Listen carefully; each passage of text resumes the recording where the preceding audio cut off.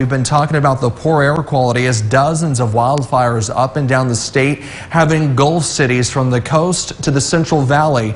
And one region hit hard by the routinely unhealthy air quality is the Kern River Valley. As we take a look at the AQI right now in Kernville, 223. That is very unhealthy for everyone. They've been in this cloud of carbon dioxide for several days now. And as 17's Taylor Schaub explains, the daily dose of smoke is starting to take a toll on residents' mental health. Taylor?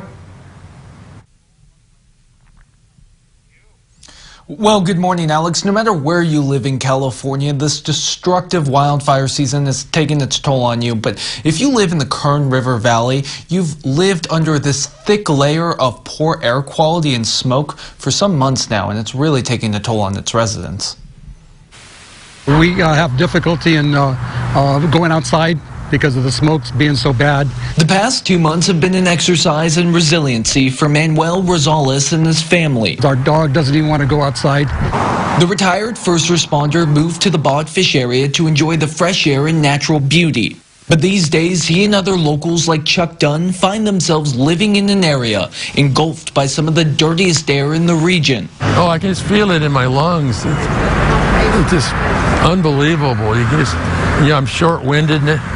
You can't get a good breath. The battle facing the Kern River Valley is threefold. First, the enormous economic decline stemming from the coronavirus pandemic has continued with the poor air quality. It's definitely slowed stuff down a lot. Then there are the social costs to living in a region with such dirty air. It's a little depressing about not being able to go out with the virus and the smoke. So they both combined together.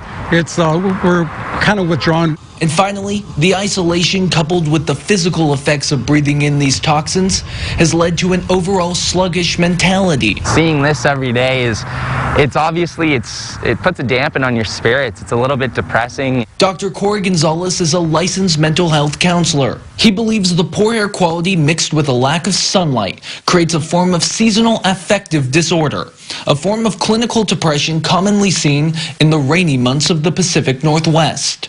So if you don't have that sunlight, or you're not seeing the sun, the retina's not dilating where you're getting that sunlight in, it can cause depression. Adding yet another battle for a region that's been hit hard these last couple months.